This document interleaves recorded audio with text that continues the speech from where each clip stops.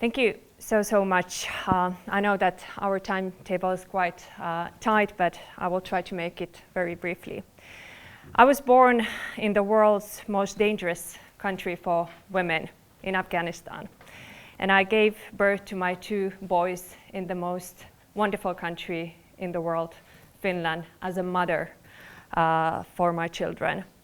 So I do have perspective when it comes to politics, knowing my background and understanding where is my future. And I thought that what can I bring to this very important discussion?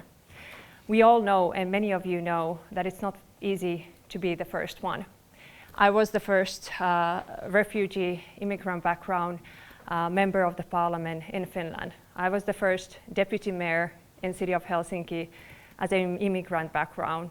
And right now, I'm the first vice chair of my party, also as a woman, as an immigrant background. But who has been the most encouraging person in my life? I would say my father. The time that I got a lot of hate speech, and I can tell you right now also in my career, because of my background, there's a lot of racism, hate speech also in Finland. But in the beginning, there was also all kind of talks also from my community, from Afghans, even from Muslims. But my father told me that, remember, when 10% are attacking you, 90% will support you. And I think as a woman, as a young woman, we should remember and remind ourselves basically every day of the fact that a lot of people do support us. The situation in Afghanistan right now is shocking. It's bad, it's scary. And I know my relatives do still live there.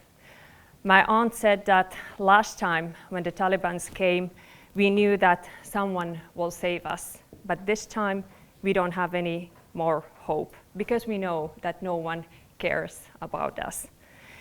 And I think this is very heartbreaking, and I do hope that we care more also about Afghanistan, about women, about the girls who are suffering right now under Taliban regime. But I'm thinking quite often what could be the hope also for Afghans, for women and girls. And let me say, I still believe that men can do a lot in Afghanistan, and even Talibans. Because I believe that there are those who are not extreme Talibans, but they have their daughters, and they can see that this is not the right thing to do.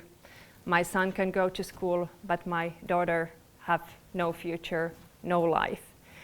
So I do hope that we will have some kind of connection, diplomacy, although it feels very hard. Personally, it feels very hard for me, but we still need to have them to be on board when it comes to women and girls in Afghanistan. And coming back to Finland, even Finland is of course a very different country in terms of development, equality. We are often still going backwards when it comes to equality, to women's rights, not only in Finland, in Europe, in the United States. So I think that there's a lot we need to do. Finland is a country, example of a country, to being the most poorest country in Europe, being in a war, becoming the welfare state. What was the reason? Why? Because of women, because of girls, because of education. So sometimes it feels for me as a politician, and I know that my many colleagues are here also from Finland, the biggest victory is simply holding on the rights we have already gained. And as a woman, as a politician, it doesn't feel right. We need to do more, and we have to believe more also on women's rights and equality. So when it comes, if I would like to, and yes, we are not speaking enough about feminist foreign policy, and I think foreign policy when it comes to women, it's not soft, it's strong, and we need that kind of foreign policy. So dear friends, to conclude, what it's like to be the first, it's really difficult, I can say that. But as our former president, Tarja Halonen, who was actually the first female president, she said, it is important to be the first, but even more important is how many will follow you after that. So I think my job is not done. Our job is not done because we don't have women enough in leadership positions. Thank you. Thank you very much.